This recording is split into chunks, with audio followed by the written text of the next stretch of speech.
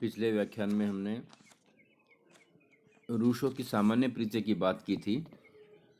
आज हम रूसो के जो प्रमुख राजनीतिक विचार हैं, जैसा कि हमने पिछले व्याख्यान में बताया था कि उनकी 1762 में लिखी हुई पुस्तक सोशल कॉन्ट्रैक्ट इस दिशा में बहुत ही महत्वपूर्ण उनकी रचना रही है। बहुत महत्वपूर्ण प्रयास रहा है उनका।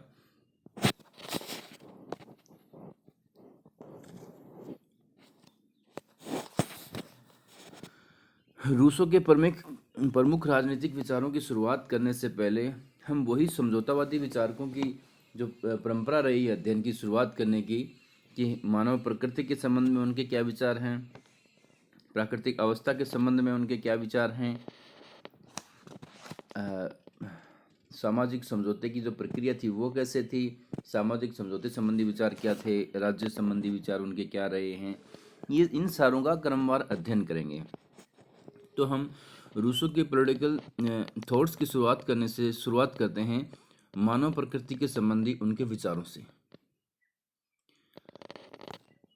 जहाँ हॉब्स के अनुसार मानव का स्वभाव एक दुर्गुणी प्राणी की तरह है, लोक के अनुसार वही मानव एक सद्गुणी प्राणी बन जाता है।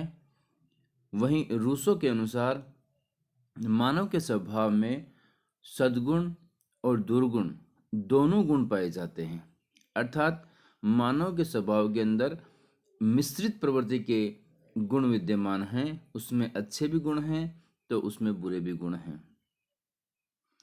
रूसो के अनुसार मानव की दो मूलभूत प्रवृत्तियां पाई जाती हैं। मानव स्वभाव है, उसकी जो मूल जो टेंडेंसी हैं, जैसे हॉब्स ने कहा था कि हर व्यक्ति के साथ में भय और यश प्राप्ति की जो लालसा है वो जुड़ी रहती है, उसी प्रकार रूसो कहता है कि ह्यूमन नेचर के अंदर दो टेंडेंसीज पाई जाती हैं। पहला है आत्म प्रेम और दूसरा है सहानुभूति। तो आत्म प्रेम की जो ये अभिव्यक्ति है वह स्वार्थ के साथ जुड़ी होती है, और सहानुभूति है वह प्रार्थ के साथ जुड़ी रहती है। अर्थात मनुष्य के अंदर खुद का हितों की प्राथमिकता का भाव भी है, अर्थात उससे स्वार्थ भी है, लेकिन साथ ही साथ मनुष्य के अंदर एपैथी यानी कि सहानुभूति अर्थात प्रार्थ की जो भावना है वो भी विद्यमान है। जन्म के समय से ही ये दोनों के दोनों गुण, दोनों प्रवृत्तियां ह्यूमन नेचर के अंदर समाहित होती हैं और इनमें एक संतुलन बना रहता है। लेकिन बाह्य वातावरण के कारण जब जिस समाज में व्यक्ति रहता है उस वातावरण की वजह से आत्म प्रेम अर्थात स्वार्थ की भावना में अभिवृद्धि होती चली जाती है। तब अंतःकरण सहानुभूति की यानी कि प्रारब्ध की मात्रा में बढ़ाकर दोनों में संतुलन स्थापित करता है। अर्थात रूसो का कहना है कि मानव स्वभाव के अंदर जो दो तत्व विद्यमान हैं, जो उसकी दो मूल टेंडेंसी विद्यमान है, जब फिजिकल वर्ल्ड के साथ वो टच होता है, भौतिक मतलब सांसारिक जीवन के साथ में जब वो अपनी सामाजिक जीवन की शुरुआत करता है, तो उसमें आत्म प्रेम अर्थात स्वार्थ की भावना का की जो मात्रा है वो बढ़ने लग जाती है।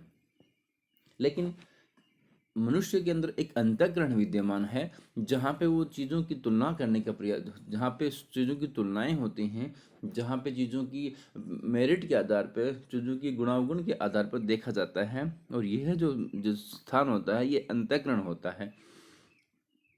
उधर बाह्य वातावरण के प्रभाव से तो स्वार्थ तो बढ़ने लग जाता है, लेकिन अंतःकरण की जो जो क्रिया होती है उसके फलस्वरूप पुनः सहानुभूति की जो मात्रा बढ़ने लग जाती है और फिर से इन दोनों के बीच में एक संतुलन स्थापित हो जाता है।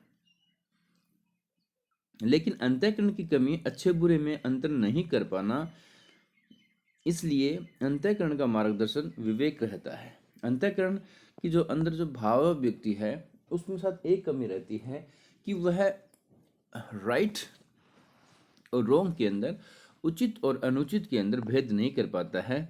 अतः उचित और अनुचित के बीच में जो भेद करने वाला तत्व है वह है विवेक। अतः मानव प्रकृति का अंतिम नियामक विवेक है। उसके अंदर इनर कॉन्शियस भी है, और लेकिन इनर कॉन्शियस के अंदर ये दोनों तत्वों को संतुलन तो कर देती है, लेकिन उसे पता नहीं चलता कि क्या सही है क्या गलत है। तो इस चीज़ को निर्धारण करने का जो काम करता है वह विवेक करता है। अब रूसो के राजनीतिक विचारों के जो दूसरा जो स्टेप हम समझेंगे वह है ह्यूमन नेचर के बारे में उनके विचार क्या हैं, मानव स्वभाव के संबंध में क्या विचार हैं। रूसो प्राकृतिक अवस्था के निम्नलिखित 3 चरण बताता है। प्राकृतिक अवस्था में वो कहता है कि 3 चरणों वाली प्राकृतिक अवस्था रही है। पहला चरण, प्रथम चरण में सबकी संपत्ति सामूहिक प्रकृति की होती है, किसी के पास कोई विशेषाधिकार नहीं है, जो संपत्ति है उस पर सबका समान हक है, मानव मानव के बीच में कोई भेदभाव नहीं है। इसलिए यह आदर्श बर्बर की एक स्वर्णिम अवस्था है, एक स्वर्गीय अवस्था है, क्योंकि इस अवस्था के अंदर किसी भी प्रकार का कोई भेदभाव नहीं है। जो संपत्ति है, जो जो मूल्य हैं समाज के, उन समाज के मूल्यों पर सबका समान हक है। इसलिए इस अवस्था को आदर्श बर्बर की नोबल सेविस की अवस्था कहा है रूसो ने। तो कई बार ये प्रश्न पूछा जाता है कि आदर्श अवस्था का क्या मतलब है, आदर्श अवस्था की संकल्पना किसने दी। तो हमें वहाँ पे देखना है कि ये इनका उत्तर होगा रूसो। ये आदर्श बर्बर क्यों थी?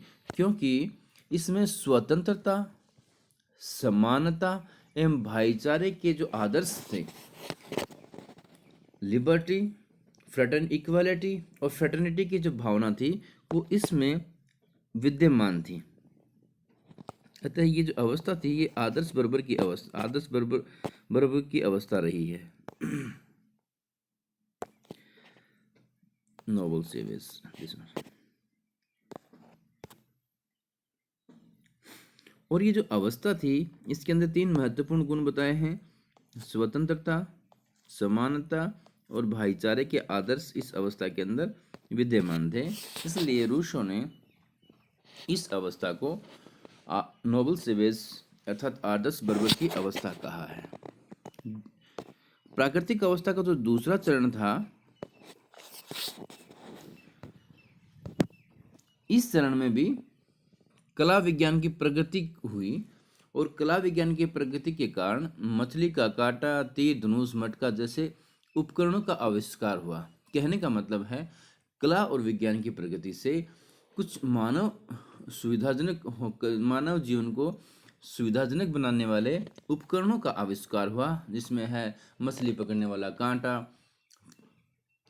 तीर धनुष, मटका इत्यादि इत्यादि। इसके कारण समाज में कुछ हद तक तेरे मेरे की भावना उत्पन्न होगी, अर्थात इनइक्वलिटी की जो भावना है उसका शुरुआती दौर यही है। यहाँ से शुरुआती दौर प्रारंभ हो जाते हैं। इसके बावजूद भी यह अवस्था ठीक थी, क्योंकि इसमें स्वतंत्रता, समानता एवं भाईचारे के आदर्श यहाँ पे भी विद्यमान थे। तो प्राकृतिक अवस्था का जो दूसरा चरण है उसके बारे में रूसो बोलते हैं कि इस प्राकृतिक अवस्था में कुछ एक्वायर करने वाले, मानव जीवन को सुविधाजनक बनाने वाले, सुविधा संपन्न बनाने वाले वस्तुओं और चीज़ों का आविष्कार हो गया, कि वो मानव जीवन की, चाहे वो भरण पोषण के लिए है मछली कांटा हो, चाहे आत्मरक्षा के लिए, शिकार के लिए धनुष हो, या और अन्य आवश्यकता पूरी करने के लिए मटका हो इत्यादि। लेकिन यहाँ पे इस अवस्था के अंदर भी स्वतंत्रता, समानता और भाईचारे के आदर्श विद्यमान रहे हैं। तीसरा जो चरण है, इस चरण में कला विज्ञान की प्रगति के कारण हल का आविष्कार हुआ।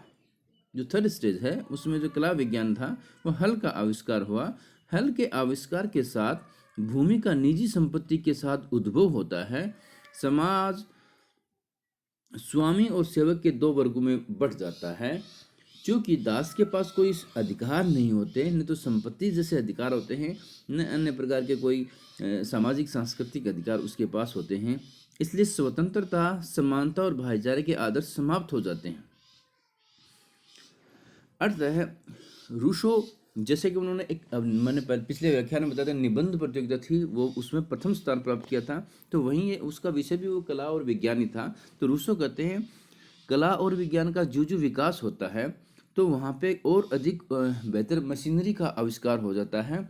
और इस बेहतर मशीनरी के आविष्कार के परिणाम स्वरूप निजी संपत्ति का उद्भव होता है। निजी संपत्ति का उद्भव होने के बाद अगर आर्थिक आधार पर इनइक्वालिटी जब पैदा होती है तो इस सामाजिक आधार पर भी इनइक्वालिटी को क्रिएट कर देती है। और सामाजिक आधार की इनइक्वालिटी समाज के अंदर दो वर्ग स्वामी और सेवक के रूप में बन जाते हैं। इससे बनने से समाज के अंदर इनइक्वालिटी की भावना पैदा हो जाती है।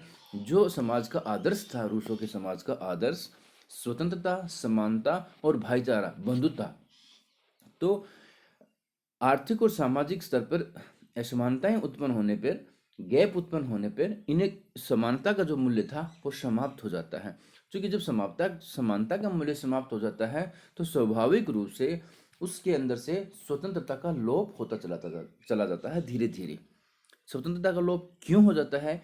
क्योंकि जब इक्वलिटी खत्म है तो फिर हर व्यक्ति के पास में वो स्वतंत्रता नहीं रह जाती जिसका वो हकदार है। और जब स्वतंत्रता और समानता का लोप होना प्रारंभ हो जाता है, कम होना प्रारंभ हो जाता है सामाजिक आर्थिक क्षेत्रों में, तो इससे समाज के अंदर जो फ्रेटर्निटी की जो भावना है, बंधुता की भावना है, उसमें भी ह्रास होना प्रारंभ हो जाता है।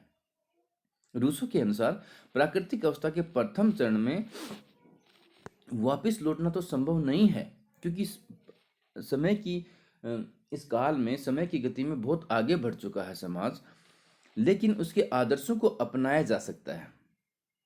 इसलिए मनुष्य सामान्य इच्छा पर आधारित सामाजिक समझौते के माध्यम से नागरिक समाज या राज्य की स्थापना करते हैं, जिसमें स्वतंत्रता, समानता और भाईचारे के जो आदर्श प्राकृतिक अवस्था के शुरुआती दौर में विद्यमान थे, उन आदर्शों को पुनः समाज में स्थापित किया जा सके, इस दिशा में प्रयास करने की वो बात बोलते हैं। प्राकृतिक अवस्था के रूसो के निम्नलिखित कथन हैं जो बहुत फेमस हैं, इनको याद रखना जरूरी है और याद रखना चाहिए भी। मनुष्य स्वतंत्र पैदा होता है, लेकिन वर्तमान में वह बेड़ियों में जकड़ा हुआ है। दूसरा उनका जो प्रसिद्ध स्टेटमेंट ये है, जैसे कुछ लोग भूमि रोक कर कहते हैं कि यह मेरी है, वैसे ही निजी संपत्ति और असमानता का उद्भव होना प्रारंभ हो जाता है।